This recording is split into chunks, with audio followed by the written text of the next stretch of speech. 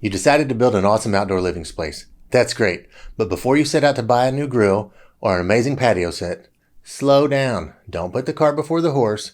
You need an actionable plan to follow. Stay with me and I'll show you how I help my clients build a roadmap to success.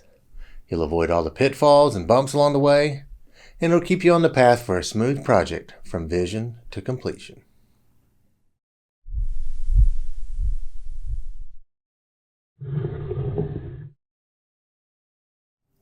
Hi, I'm Terry with Cornerstone.rocks. Building a new outdoor living paradise can be stressful and confusing. You're building expensive, semi-permanent structures onto your home, but it can also be fun and exciting. To avoid the stress, mistakes, and uncertainty, we need a plan for your plan. That's why we're going to create a mission statement. A mission statement is the critical first step so you have a path from creative vision to project completion. As you research products and start to design your space, you can get lost in analysis paralysis. Having a strong mission statement to measure your options against will keep you focused on your goal.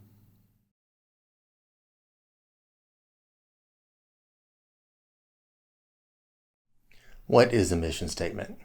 Your mission statement is a simple statement of what you want your patio to achieve.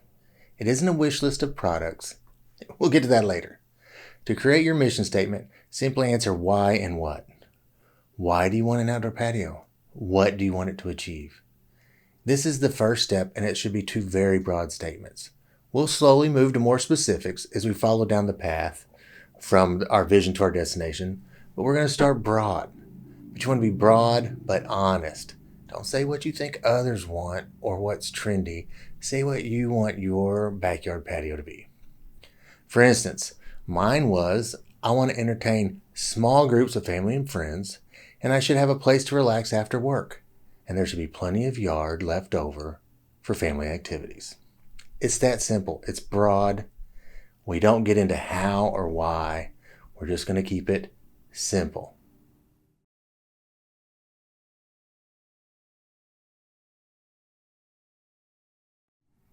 You're going to need to create a list of needs.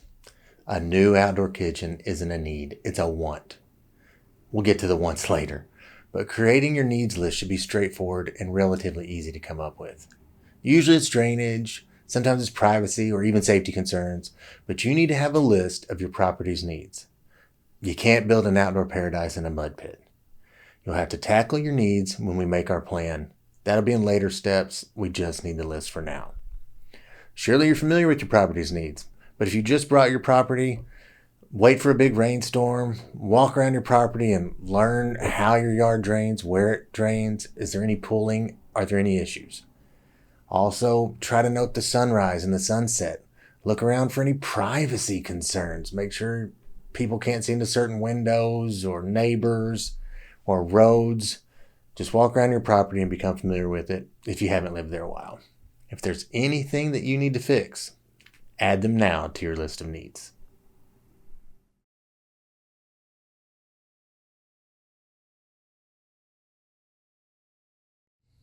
Now's the fun part. Create your list of wants. Write down all the fun features and products you want in your backyard. I know it's easy to go overboard here, but we'll worry about printing this list later.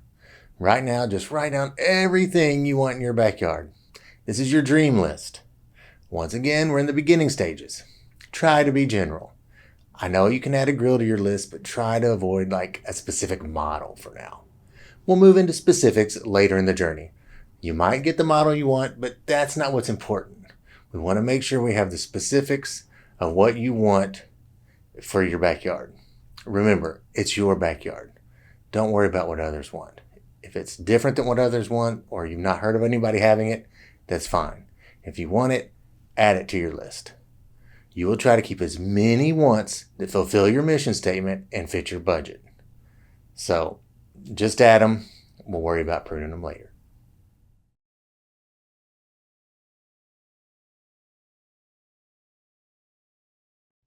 A little something to think about on your wants list. You'll probably share your patio plans with friends and family. Obviously, they'll be excited for you. You'll be talking about it, and everybody will be excited about your new backyard. Unfortunately, they can start to influence you and add their wants to your patio. Now, advice from the outside is always good to have, and it's good to bounce ideas off your friends. But remember, this is your home. This is your patio and your money. Make sure you keep your list of wants true to what you want, not what your coworker wants. Remember your mission statement. Otherwise, it's easy to get off track and get lost along your path. You want to stay on your path. This will ensure you make it across the goal line with what you want.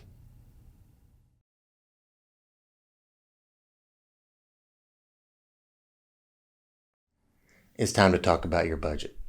This is the part everyone hates talking about. It is so hard for me to get a budget from my clients.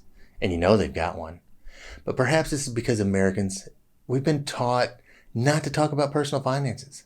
But in this case, you need to. You really need a budget. And you need to be willing to share it when it's needed. Now, your budget needs to be realistic. The whole reason you want an outdoor area is because they're cool. Not everyone has one, and they add real value to your home. Unfortunately, they don't come cheap. And that's probably why not everyone has one and you want one. But whatever budget you come up with, don't be afraid of it. Don't be ashamed of it.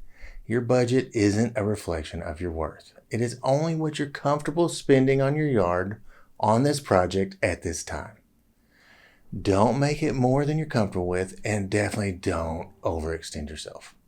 Just come up with the realistic budget and be willing to share it when needed.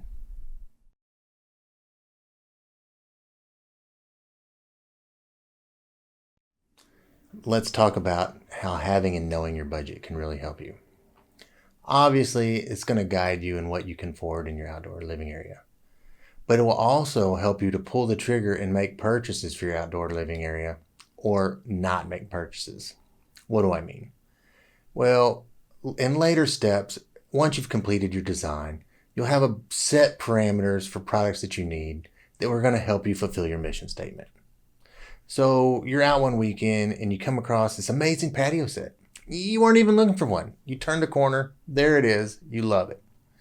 You look at it, you measure it, it's the right size to fit your plan, it's your style, and best of all, it fits your budget. Great! Buy it! Mark it off the list. Now you can move on to other parts of your plan and not even worry about that. And that helps us get one step closer to our goal. And that's just one of the many reasons that having and knowing your budget is going to help.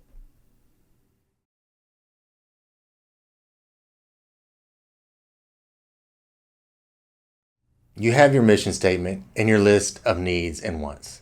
And you have your budget. So now it's time to prune your list of wants. Don't shoot the messenger here. Pruning is actually healthy. There's really no way to get everything you want to fit cohesively in your outdoor space, all while fitting your budget. This is why you have your mission statement and your budget. It's to cut through the chaff and find the wheat.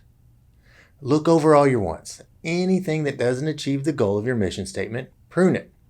This should be fairly easy. But you need to be honest with yourself, because pruning your list is necessary. You don't need every luxury and outdoor toy to have a great outdoor space. Kind of the opposite is true. It really only takes a few well thought out items to have a space that your neighbors and families will be envious of. Now, after your first pruning, you're going to want to weigh your remaining wants against your budget. This might take a little bit of research, but it's a game of attrition. You can prune your least wanted options first. Now, the further you prune, you might have to start making some hard decisions.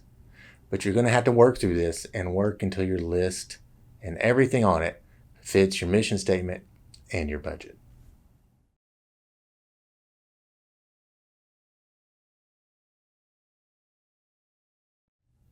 It's difficult sometimes trying to meet your needs and wants into your budget. I get it. But you're going to have to make some hard choices. But there might come a point where it's just really impossible to meet your wants and your needs into your budget. And obviously, you can always change your budget. You can always add more money. But never add more money than you're comfortable adding. And definitely don't stretch yourself thin.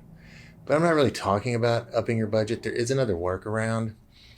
You can divide your project up over time. You continue to create your outdoor dream space. You'll just have to pay for it over several seasons. You'll still go through and make the full plan, but with your right plan, you can really start toward your goal, and you'll know what order projects you need to complete and what needs to happen. And then you can do those projects in order as you can afford them. And sooner than you realize, you'll have the outdoor oasis you've always dreamed about. You're going to still need to go along the path and get a really well-oiled plan that gets you to your goal. You'll just have to get there over time. Congratulations! You made it to the end of step 1 in this video. If you completed all the steps I've outlined, the hardest and most boring part is over. Be sure to like and subscribe for more design and how-to videos. I have a proven system of actionable steps that you can take to ensure your outdoor project is a success. Be sure to catch our next video where we block our space so that all of those wonderful wants we have flow together. And remember, be informed. It's always better to ask questions now before you make a mistake than to ask questions about how to fix it. I look forward to seeing you in the next video.